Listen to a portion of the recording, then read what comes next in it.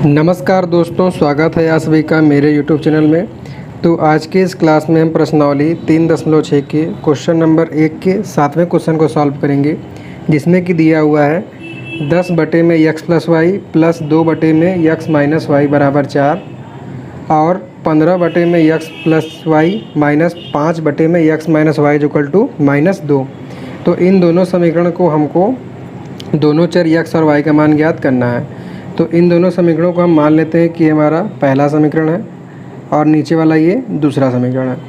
अब जैसा कि देख रहे हैं कि पहले समीकरण में भी x प्लस वाई बटे में आ रहा है, नीचे इसमें भी x प्लस वाई बटे में आ रहा है, और दूसरे समीकरण में यहाँ पर x माइनस वाई या पहले समीकरण में x माइनस वाई दोनों मतलब कॉमन आ रहा है। तो जैसा कि हम इसमें मान के करते हैं, इन चरों को ये किसी तरीके से मानेंगे कि माना ये बटे में है तो 1 बटे x प्लस वाई बराबर मान लेते हैं कि p है, इसको हम मान लेंगे कि ये समीकरण 3, और 1 बटे में x माइनस वाई बराबर मान लेते हैं कि ये q है, और ये समीकरण 4। अब समीकरण 3 और समीकरण 4 से p और q के मान को एक बार हम समीकरण 1 में रखेंगे, फिर एक बार समीकरण 2 में रखेंगे। तो जब इन मानों को हम समीकरण 1 में रखेंगे तो समीकरण 1 जैसा कि दिया हुआ है 10 बटे में x प्लस वाई, तो ये हो जाएगा 10p प्लस 2 1 बटे में x माइनस वाई की जगह q हो जाएगा बराबर 4। तो समीकरण 1 का ये रूपांतरित जो समीकरण है इसको मान लेते हैं कि ये समीकरण 5 है। फिर जब समीकरण 2 में हम मान रखेंगे तो समीकरण 2 से यहाँ हो जाएगा 15, 1 बटे x प्लस वाई की जगह p हो जाएगा -5q बराबर हो जाएगा -2। इसको मान लेते हैं कि ये समीकरण 6 है। अब समीकरण 5 और समीकरण 6 में हमें एक चर के मान को बराबर करना है, तो हम q के मान को बराबर करते हैं। उसके लिए क्या करेंगे, बराबर करने के लिए इस q के समीकरण 5 से q के गुणांक 2 का हम समीकरण 6 में गुणा कर देंगे, और समीकरण 6 से q के गुणांक 5 को हम समीकरण 5 में गुणा कर देंगे। जैसे दोनों का गुणांक q का बराबर हो जाएगा। अगर आप p का बराबर करते हैं तो p के गुणांक को दूसरे समीकरण में, फिर इस p के गुणांक को पहले समीकरण में गुणा कर देंगे। तो करने के लिए क्या करेंगे कि समीकरण 5 में q का गुणांक यहाँ 5 है, तो इसमें हम 5 से गुणा कर देंगे, और समीकरण 6 में जैसा कि यहाँ गुणांक 2 है तो इसमें हम 2 से गुणा कर देंगे। तो दोनों बराबर हो गया, और दोनों का चिन्ह जो अलग अलग है तो इसको हम जोड़ देंगे। तो गुणा करेंगे तो ये हो जाएगा 10 में 5 का गुणा करेंगे तो हो जाएगा 50p प्लस 5 दूनी 10q बराबर 4 पंजे 20। यहाँ पे 2 से गुणा करेंगे तो 15 दूनी 30p माइनस 10q बराबर -4 हो जाएगा। इसको जोड़ेंगे तो प्लस माइनस ये तो कैंसिल हो जाएगा। 50p और 30p जुट के यहाँ पे हो जाएगा 80p बराबर 20 में से 4 जाएगा, बचेगा 16। तो यहाँ से 80p बराबर आ जाएगा 16, तो p बराबर यहाँ से आ जाएगा 16 बटे में 80। तो 16 कम 16, 16 पंजे 80, तो यहाँ से p का मान आ गया 1/5। तो इस तरीके से हमको p का मान 1/5 प्राप्त हो गया।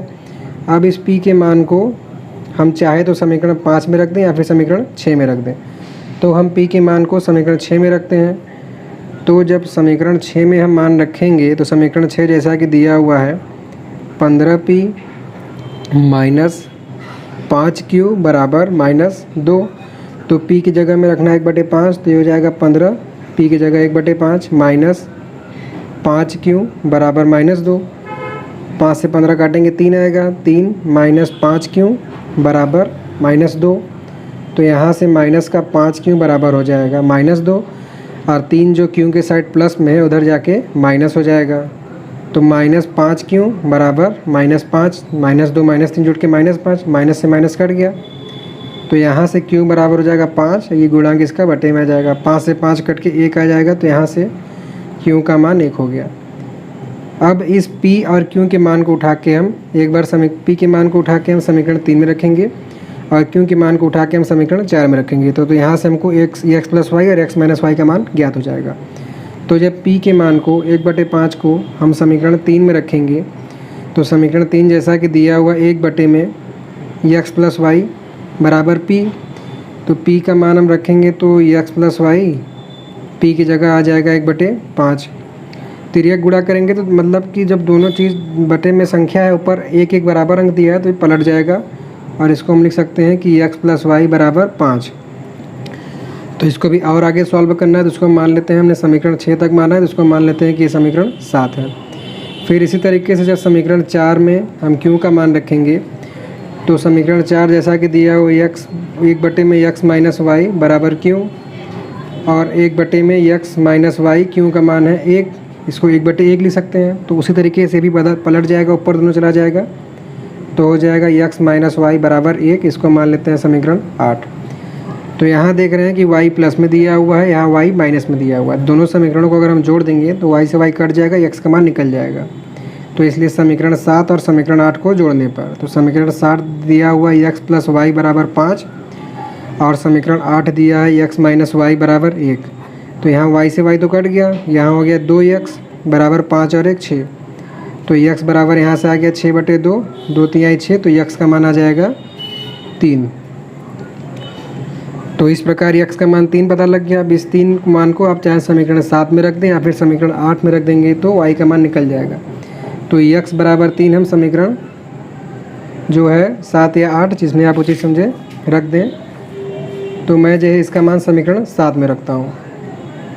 तो जब समीकरण 7 में रखेंगे तो समीकरण 7 दिया हुआ है x प्लस वाई बराबर 5, तो x की जगह 3 रखेंगे, प्लस y बराबर 5, तो y तो इधर रह जाएगा 5, 3 इधर जाके माइनस हो जाएगा, तो यहाँ से आ जाएगा y बराबर 2।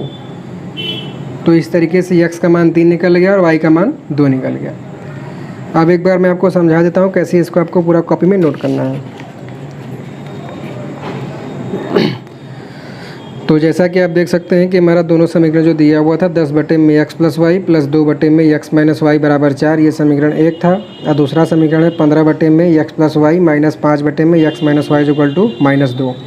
तो यहाँ पर हमने मान लिया कि 1/x plus Y equal to P और 1/x minus Y equal to Q है। इन दोनों मान को उठा के एक बार हमने समीकरण 1 में रखा, एक बार 2 में रखा। जब समीकरण 1 में रखें तो 10, ये 1/x प्लस वाई की जगह p हो गया, प्लस 2, ये 1/x माइनस वाई की जगह q हो गया बराबर 4। तो इसको हमने मान लिया कि समीकरण 5 है। उसी तरीके से जब समीकरण 2 में रखा दोनों मान, तो यहाँ से हो गया 15p minus 5q equal to -2। अब समीकरण 5 और 6 में हमने q के गुणांक को बराबर करने के लिए 5 और 6 में क्रमशः 5/2 माने कि 5 में समीकरण 5 में 5 से और समीकरण 6 में 2 से गुणा करके दोनों को जोड़ दिए। तो किस प्रकार गुणा किया मैंने दिखाया एक समीकरण में कि 5 से 10 p में गुणा किए तो 50 हो गया, फिर 5 में 2 q से गुणा किए तो 10 q हो गया बराबर 4 पंजे 20 हो गया। फिर ये समीकरण 6 है, घटा जोड़ दिए, 10 q प्लस है 10 q माइनस है तो कैंसिल हो गया। तो यहाँ से 50p और 30p बराबर हो गया 80p बराबर 20 में से -4 गया 16, तो 16 यहाँ है, अब बटे में 80 हो जाएगा, तो p बराबर 1/5 हो गया।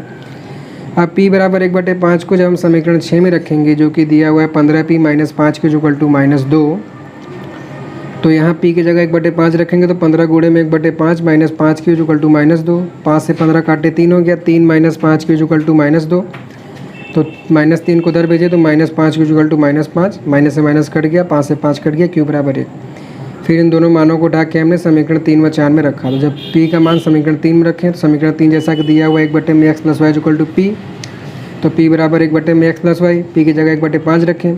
फिर आप समझे, अब इसको आप समझना चाहिए, डायरेक्ट इसको याद ही कर लीजिए कि इसमें होता क्या है कि तिर्यक गुणा होता है। इसका गुणा यहाँ पे होगा तो 1 में x प्लस वाई का गुणा होगा तो x प्लस वाई, अब 5 में का गुणा होगा तो डायरेक्ट यहाँ पे ऊपर 5 आ जाएगा।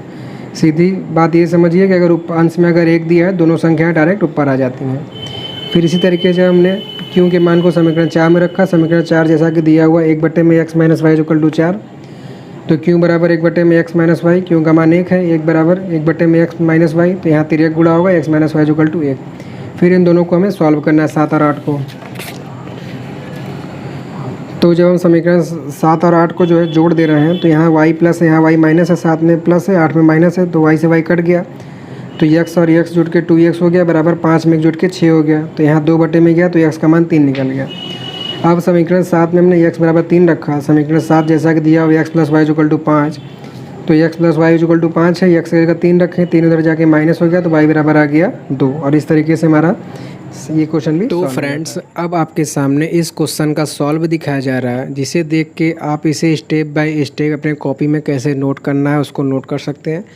उसके साथ ही अगर आपको बताया गया सवाल समझ में आया हो तो प्लीज़ वीडियो को लाइक कीजिएगा और कमेंट करना नहीं भूलिएगा। अगर आपको वीडियो अच्छी लगी हो तब भी कमेंट करिएगा और बताया गया सवाल में या किसी प्रकार की कोई कमी रह गई हो तो उसको भी हमें सुधार करने के लिए प्लीज़ अपने कीमती सुझाव से ज़रूर बताइएगा। और इसके साथ ही अपने साथ में पढ़ने वाले जो आपके दोस्त हैं, छात्र हैं, उनको भी इस वीडियो को ज़रूर शेयर कीजिएगा, जैसे कि वो भी इन कक्षाओं का लाभ उठा सकें। और इसी तरीके से प्रतिदिन एक नए सवाल का सॉल्यूशन देखने के लिए हमारे चैनल को सब्सक्राइब कर लीजिएगा और बेल आइकन को दबा लीजिएगा। So thanks for watching.